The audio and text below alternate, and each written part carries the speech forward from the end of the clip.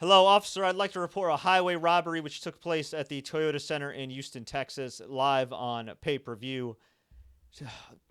Dominick Reyes lost the light heavyweight championship due to horrific judging. Thank you.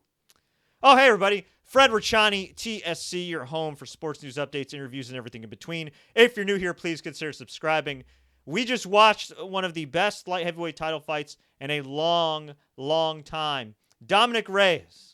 This guy, a stud, somebody that's been knocking people out, looking pretty good in small doses, 12-0, coming into this fight against the greatest of all time, Jon Jones. And on paper, it seemed like a recipe for disaster for the guy because inexperienced, Jon Jones has fought on paper, tougher guys. He's the consensus greatest fighter ever. He's trying to make history, breaking GSP's record for most title fight wins. They were tied at 13. But to my surprise and everybody's surprise, Dominick Reyes came in there and he said, you know what? I don't give a damn if it's Jon Jones. You know what? I don't give a damn if this is the consensus greatest of all time. I ain't going to kiss the damn rings. I ain't going to kiss his damn feet. I'm not going to crumble in the moment. I am going to bring it. And Dominick Reyes, through rounds 1 and 3, and really throughout the fight, brought it. Rounds 1 through 3. This guy, in my humble opinion, decisively won. Decisively won. Now, last time I checked, it's a 5-round fight, right? So he won rounds 1, 2, and 3. How did he win them?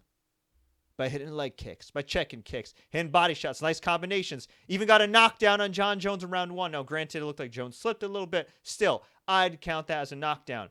Rounds 4 and 5, bleeding a little bit, breathing out of the mouth, nose is busted up, slowed down, but he kept coming. He kept moving. He kept being resilient. He showed championship mettle. And yeah, he got taken down. But guess what? He kept getting back up and back up and back up and back up. And it shocked me that Jon Jones in round number 5 was not more aggressive. Yes, he was coming forward. Yes, he was landing more strikes. He was being the aggressor. But he was not going for broke as I would have expected Jon Jones to be. I mean, this is his legacy here. And in round 5, I'm not saying he's coasting. Like, Jon Jones is... essentially, he was fighting round 5 as a guy that's the aggressor, but thinks he's winning the fight. Which, if he was thinking he was actually winning the fight, it's crazy to think about. Because I had Reyes 1, 2, and 3. And look, if we're keeping it real here, the closest round, in my humble opinion, was round 3. That could have gone either freaking way. But, of course, the one time we finally get a real challenger against Jon Jones, no disrespect to Thiago Santos, the one time we get a guy that has Jon Jones on the ropes, the one time we get a guy who's an absolute stud of a prospect turned contender, Mexican-American, and the one time we get this fight that could be the changing of the guard, it takes place in frickin' Texas. And no disrespect to the nice people of Texas. I'm talking strictly about your athletic commission. I can't even talk. Okay, the same athletic commission that for years was a haven for dudes to not get drug tested or drug tested as stringently. The same commission that for years has had various judging and officiating mishaps, let alone tonight with some of the decisions that were made. So we go to the judges. And I'm thinking at the very least, it's going to be a split decision. I had Reyes winning 1 through 3. Again, 5-round fight. This ain't Japan where they judge the whole fight. And even if the whole fight is still give it to Reyes. No. This is 5 rounds, right? So 3 is greater than 2. Whatever. We go to the scorecards. 48-47. 48-47. 49-46. Jon Jones still your UFC light heavyweight champion. And continues is the streak of wackiness in Jon Jones fights, either before, during, or after.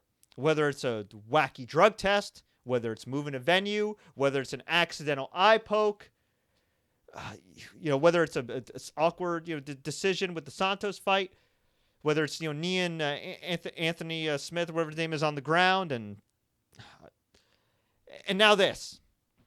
Look, it's legit. Jon Jones is the best fighter of all time. He's also been linked to PEDs, and he's also not been the best person outside of the octagon. Guess what? All three of these things can be true. And also what could be true is that he's physically the most gifted fighter we've ever seen. But man, I don't know. I really thought Dominick Reyes won this fight. My heart breaks for Dominick Reyes. I sincerely hope that this dude gets a freaking rematch. He needs to get a rematch. I know they didn't want to give Santos the rematch against Jones. Some people didn't like that fight. You got to give Reyes this rematch. Unless you're going to do Jon Jones versus either Miocic or Cormier at heavyweight. This is the freaking fight to make. Maybe Adesanya, maybe against Yoel Romero, depending who wins that fight. But to me, this is the fight y'all have to make. Will they? I don't know. I'm honestly done predicting Dana White's behavior. I really don't know. Plus, there's the recent news that came out that Khabib's not interested in fighting Conor McGregor. Now, from a competitive standpoint, I can totally understand that because he whooped Conor McGregor's ass, and I think he'd whoop Conor McGregor's ass 9 times out of 10. Here's the thing, though. That's a whole lot of money to leave on the table. But let's just say Khabib continues to play hardball. Could the UFC, I don't want to say be forced or feel like they're backed into a corner to pay Jon Jones a lot of money to go up in weight rather than do this rematch? I don't know. All I can say is this. Dominick Reyes, for whatever lack of charisma he displayed leading up to this fight, this dude showcased superstar talent and heart inside the octagon. So much respect to Dominick Reyes. I personally think you got robbed, but a fantastic performance, and I sincerely hope that he gets an immediate rematch because he didn't deserve it. He earned it. Now, let's get to the rest of the card before I blow a freaking gasket here. I think I already did. Valentina Shevchenko left no room for doubt. She beat Katlyn Chookagian via TKO in round number 3. Got her in the crucifix position, battered her, bludgeoned her, and that was that. She's still your flyweight champion. We had Justin Tafa defeat Juan Adams via TKO. Vicious punches in round number 1. Why was this third from the top? I have no freaking idea. Dan Ige defeated Mirsad Bektić via split decision. This is in the featherweight division. Again, why was this on the main card? I don't know. Some main cards ain't what they used to be. Derrick Lewis defeated Ilir Latifi via unanimous decision. 29-28 across the board. This is a little controversial, but not as controversial as some of these other fights here, because we had on the prelims Andre Ewell defeat Jonathan Martinez via split decision. A lot of people had it the other way. We had Lauren Murphy defeat Andrea Lee via split decision. A lot of people had it the other way. Trevin Giles against James Krause via split decision. This was an awesome fight, and James Krause filling in on 24 hours notice. Absolute freaking badass. Chaos Williams, which is the coolest fighter name I've heard in a long time, defeated Alex Morano via knockout, punches. Mario Batista, no relation to Dave Batista, defeated Miles Johns via TKO, a vicious flying knee. Journey Newson defeated Domingo Pilarte via TKO. And Yusuf Zelal defeated Austin Lingo via unanimous decision. So overall, from top to bottom, from the action-packed prelims to the dominant co-main event to the main event that I think turned out to be a classic fight, I had to give this show a thumbs up. I think you definitely got your money's worth if you ordered this fight. But man, 2020, and we still have some horrific judging. Now look, it's not just prevalent in MMA, it's prevalent in boxing too. And there's even more money in boxing, and there's still bad judging out there. Think about that. But I don't know. Texas, y'all got to do better. Don't you have that oil money? Y'all got that oil money. Y'all got the freaking oil money. Get some better judges, please. My freaking goodness.